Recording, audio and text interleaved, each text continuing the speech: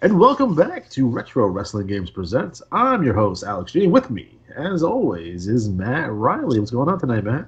Oh, I'm pumped and jacked. All right, man. I dig that. Today's episode will be WWF RAW for the Sega Genesis. Now, it was developed by Sculptured Software, published by Acclaim Entertainment for the Super Nintendo, 32X, Sega Genesis, Game Boy, and Game Gear. It was released in November of 1994. Now, the roster includes Bret the Hitman Hart, The Undertaker, Yokozuna, Bam Bam Bigelow, Razor Ramon, Lex Luger, Doink the Clown, Shawn Michaels, 1-2-3 Kid, Diesel, Owen Hart, and Luna VACHON. Luna probably being the first female wrestler in the WWF video game. Now, the 32X version did feature Quang via a code. Now, guys, this game is very similar to, I guess you would call them the Acclaim engine for the series that started with Super WrestleMania.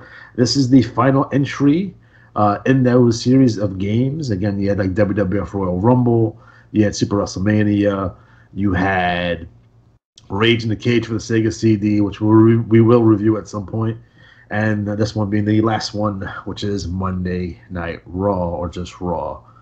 Again, this is chock full of new generation goodness, and you can tell by the roster here.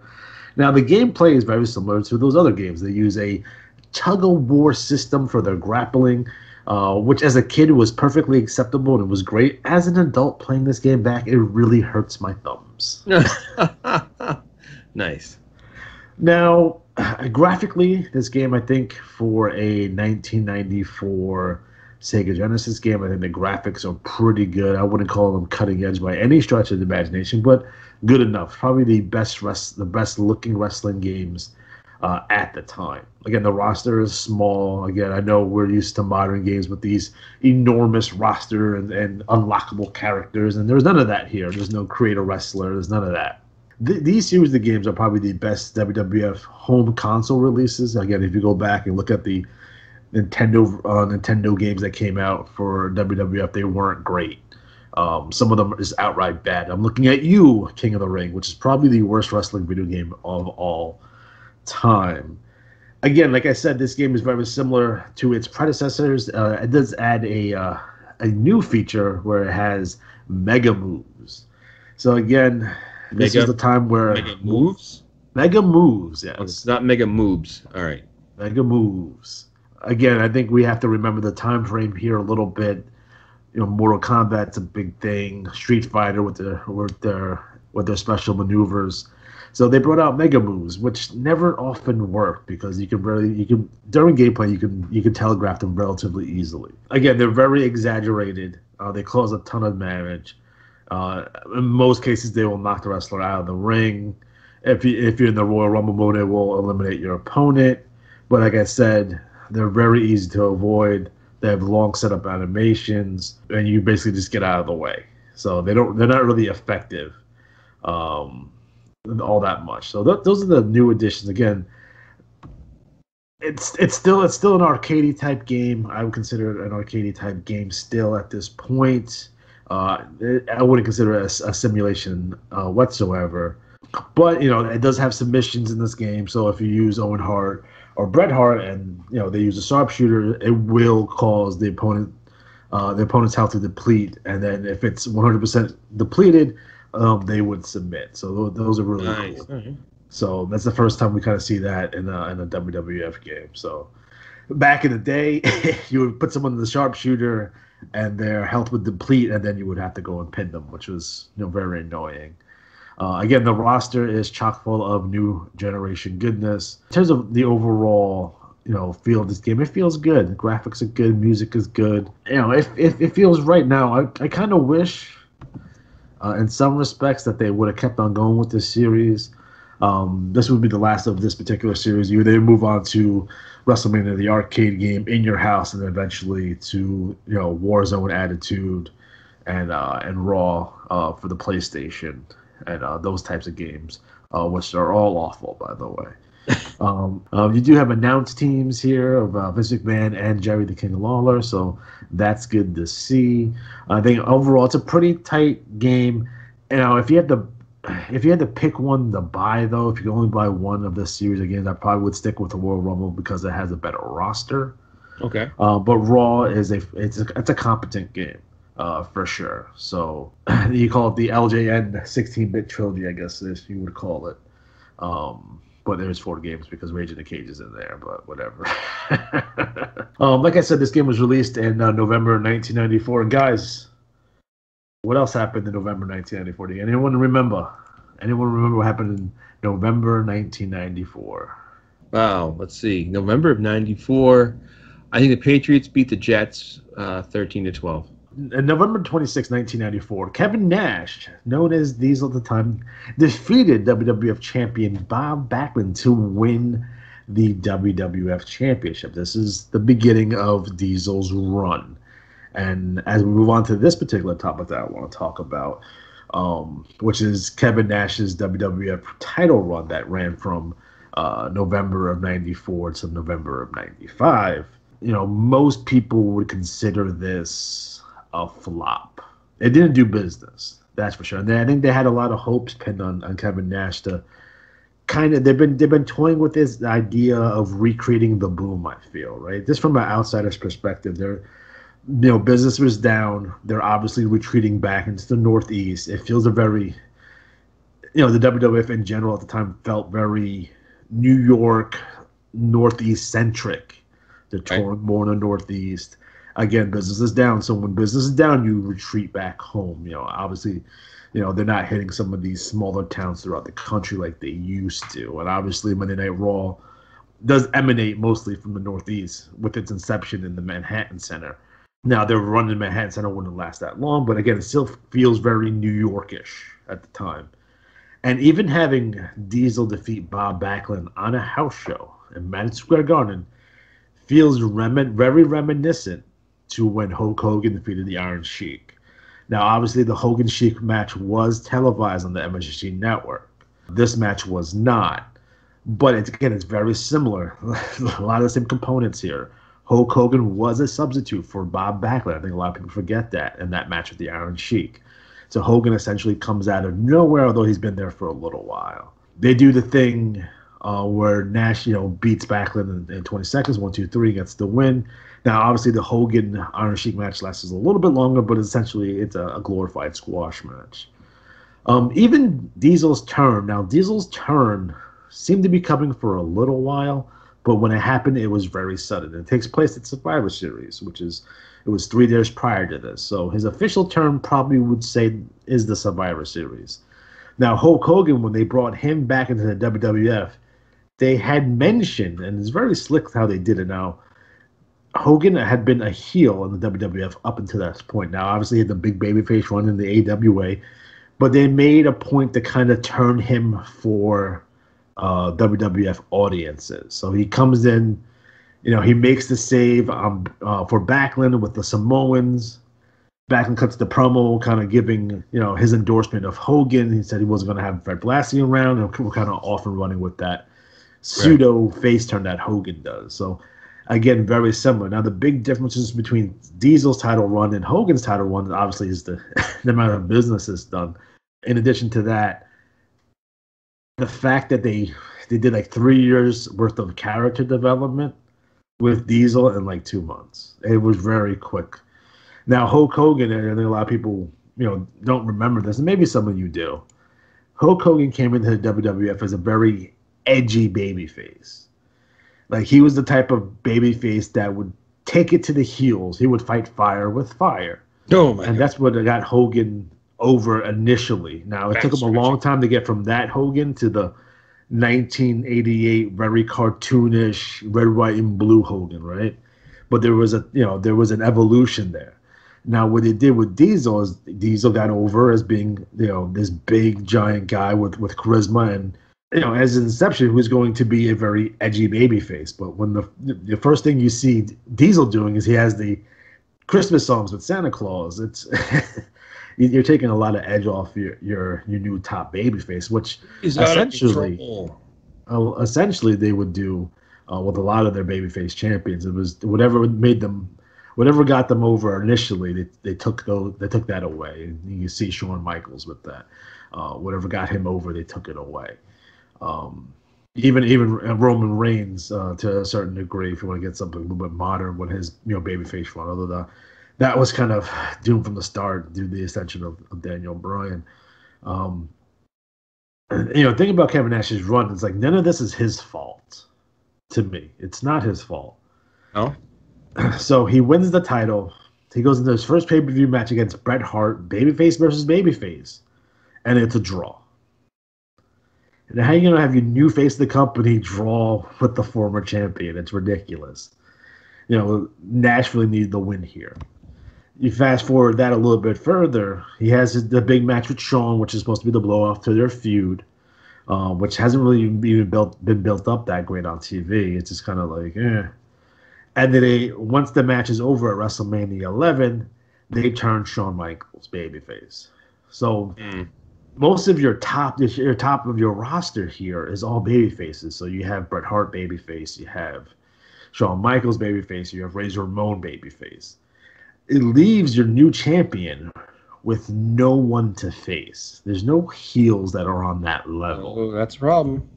So you end up with Diesel versus King Kong Bundy, Diesel versus Mabel. Those are rough.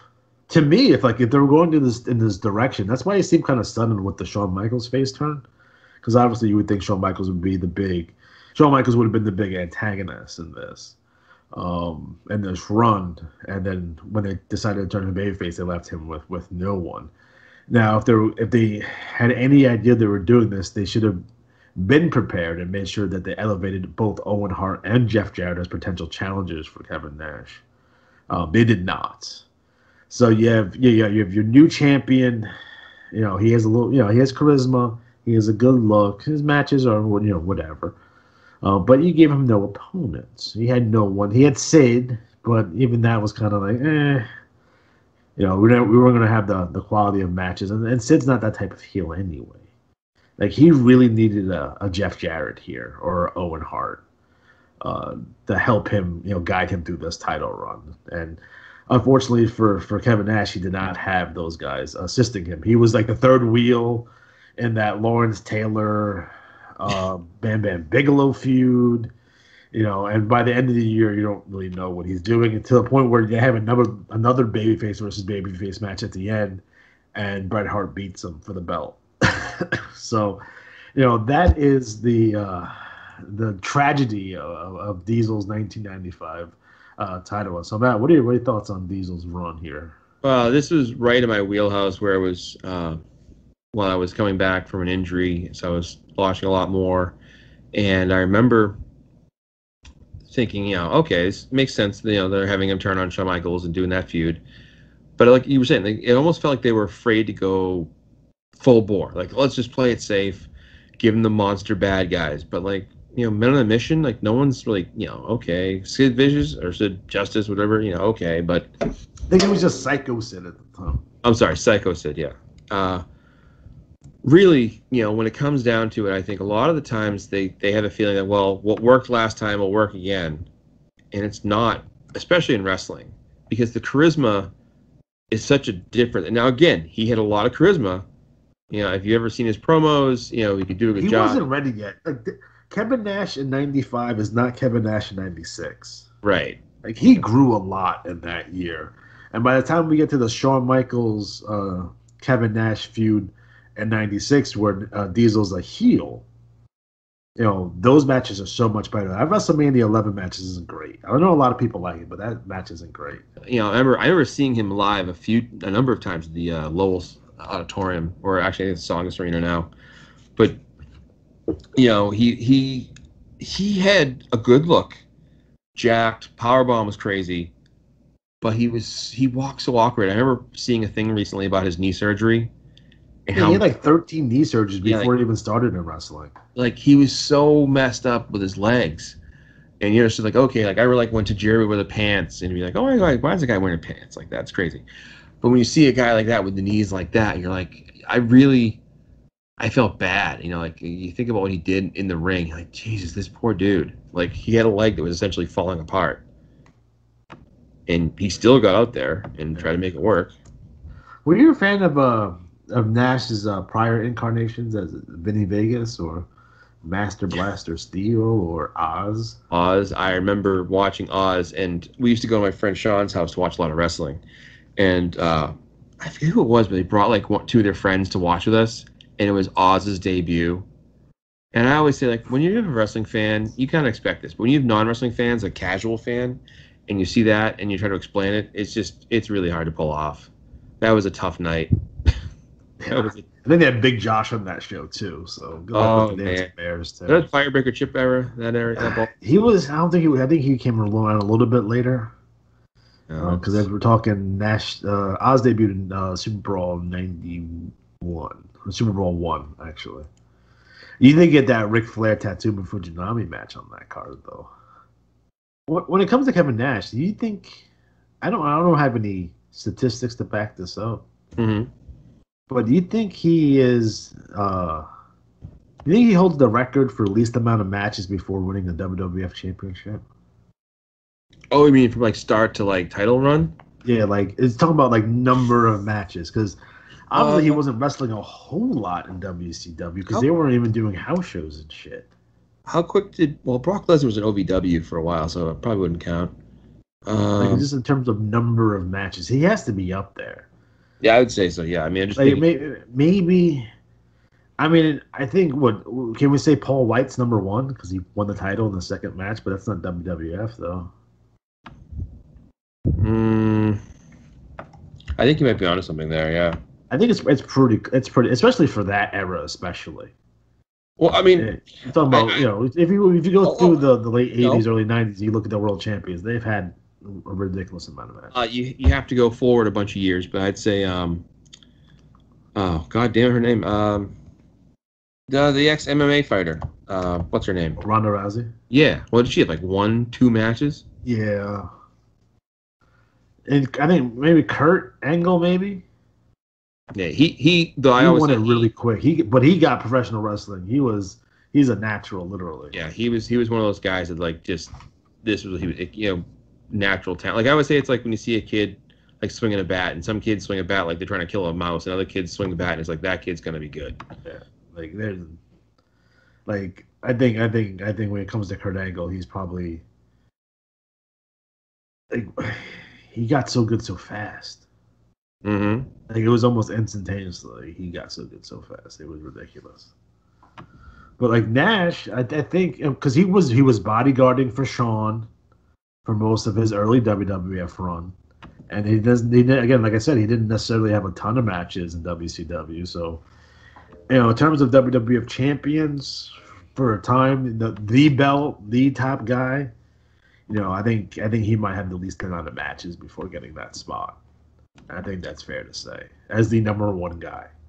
And I also some of these other guys maybe not be number one guy. Ronda Rousey, the women's title has been elevated to such a degree, but you're talking about was the women's title as important as 1994 WWF Championship? Right, and I think too what happens a lot is he may be the epitome, maybe Paul White as well, but like the epitome of like, this guy is huge, just give him the belt and watch the fans just line up and buy tickets. And it's like, whoa. Because even Warrior, you can say the same thing about Warrior, but Warrior definitely had more matches. Mm-hmm. He had the Memphis run, the Mid-South run, the Dallas run, and then his 2 years in WWF when they're touring heavy.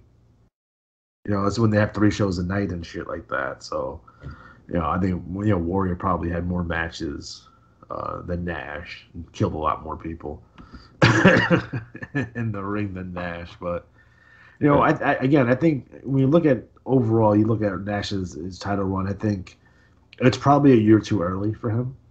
Mm-hmm. Like if he would have got that run in '96, I think it would have went a lot better. I think business would have improved. I always think it's a mistake going away from Bret Hart. They kept on trying to go away from Bret, and every time they did it, business dipped. People wanted Bret. It's very similar to that Daniel Bryan run. Like people wanted Daniel Bryan, Yeah, you could put the belt on Yoko, you could put the belt on Nash. It didn't matter. They wanted Bret. Bret was their guy at the time. And he was my guy at the time, although I wasn't watching much WWF. Well, it's like they say, a lot of those guys have, ice cream bars or they have, action figures. Bret Hart's on The Simpsons. Yeah. Just saying, Bret Hart. We do underrate Bret quite a bit. If you go back and watch some of the Bret's DVDs and the way he was able to carry guys, and a lot of people will often compare Shawn and Bret. And the only reason they compare Shawn and Bret is because Shawn had that comeback run, and he had those amazing matches with Undertaker and with Flair and stuff like that, and those were a little bit on a bigger stage. And Bret didn't have that opportunity to have that comeback run like Shawn did. But I think prior to that, if Shawn would have stayed retired in '98, I think you put Bret way head and shoulders above Shawn. Just on the ability of Bret to carry guys through matches. Now, Shawn can have better matches because his matches tend to be melodramatic. But you talk about bell to bell, Bret, Bret could carry guys where Shawn couldn't. And I think to circle back to Nash, I think Nash's best matches are with Bret and not with Shawn. And him and Shawn were best friends. Right. And I think that says a lot there. All right, guys. So in terms of WWF RAW for the Sega Genesis, overall, it's a decent game. It's perfectly acceptable. It may not be the best game of the series. It definitely has the most options in terms of the series. Again, if you had to buy one, I'd probably stick with Royal Rumble. If you're a wrestling collector, obviously you're going to buy this game because you buy all wrestling games. But if you're looking for a piece of nostalgia here, you want to plug it into like an old Sega Genesis, you won't play this on an emulator or have one of the Sega flashbacks like I have. I have the Ag Games one that you can actually plug real cartridges into. That's how I recorded this footage, just with that. It's definitely a game that you're going to want to pick up and you want to add to your collection for sure. So, you can find it for $5 on eBay. It's a good deal. It's gonna be a little bit more expensive if you want a complete box with the manual and such, which I always highly recommend. But I think overall, it's a pretty good game, and I think it's worthy of anyone's collection. That's for sure. All right, guys. So we are officially out of time. So for Matt Riley, I'm Alex G. Have a good night.